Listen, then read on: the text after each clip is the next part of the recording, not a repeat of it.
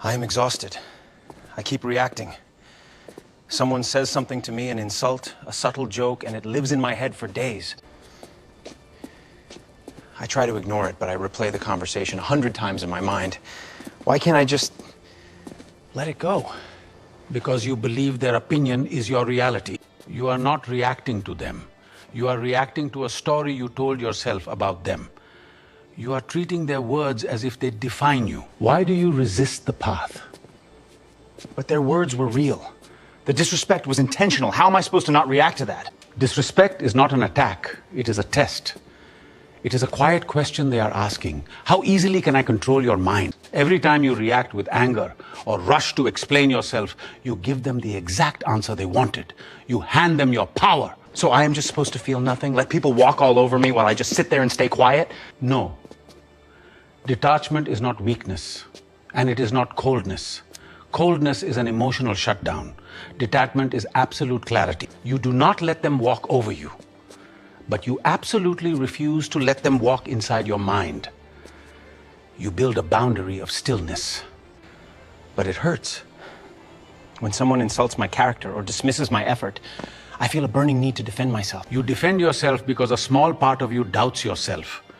Their words only hold weight if they stick to the unhealed parts of your ego. If a man looks at you and calls you a bird, do you argue with him? No. You walk away, knowing perfectly well you cannot fly.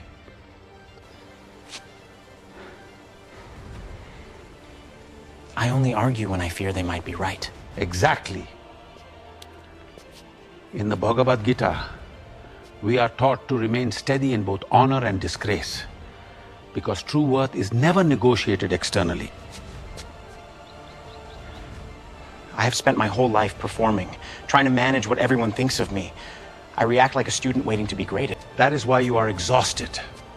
You have made yourself a prisoner in a jail built entirely by other people's perception. You cannot control the words that leave their mouths. You can only control the weight and the access you give to those words. How do I drop the weight? When the moment happens and the anger spikes, what is the first thing I do? You pause. You do not react immediately. You step back inside your own mind and observe the behavior like a scientist watching a chemical reaction. Instead of asking, how could they say this to me? Ask yourself, what reaction are they trying to extract from me? Usually they want your peace. They want to pull you into their storm. When you hold your silence, you decline their invitation. Detachment isn't distance. It's presence without possession. I can hear their words and simply decide not to possess them. Yes. Their anger is theirs. Their judgment is theirs. Leave it in their hands. Do not carry luggage that does not belong to you. If I stop reacting to them, they lose their control over me. And you regain yours. When someone senses that their tactics no longer produce emotional chaos in you, the dynamic changes forever. The man who is not disturbed by the noise of others becomes quietly invincible. Do not mirror their chaos. Protect your inner world. Stand steady and let the noise of other people pass through you like wind through the trees. You believe your thinking prevents disaster, but most of what you fear has never happened.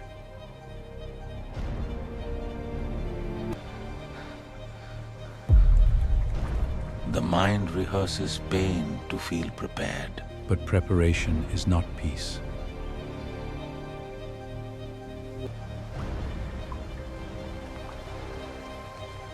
So I exhaust myself to feel safe? Yes. You mistake exhaustion for control. Yes. And those chemicals flush out of your blood in exactly 90 seconds. If you do not feed the feeling with a new story, the physical reaction simply dies. You are not under attack. Okay. If it is just a 90-second chemical flush, what do I actually do while it happens? How do I survive that minute and a half without reacting? You do nothing. You stay silent. But if I don't speak, they will think they are right. I always feel this desperate need to defend my actions so they understand my side. You keep explaining yourself, but people still misunderstand you. Silence is power. So I just let them keep their wrong impression of me? I don't even try to change their mind? Yes, let them keep it. Stop explaining. Start becoming. I feel lighter, like a heavy weight I've been carrying for years is just gone. But what happens tomorrow? When the world wakes up and the noise starts all over again? Tomorrow the world will be loud. Let it be loud. When you stop fighting the noise, your mind becomes completely empty. And in that quiet, open space, you will finally discover exactly what you are meant to build. So the goal was never to control everything around me. The goal is just to let it happen and focus on my own steps. Exactly. You cannot control the storm outside, but your mind is your own sanctuary. Protect it. Walk your path, and the right people will understand you without a single word.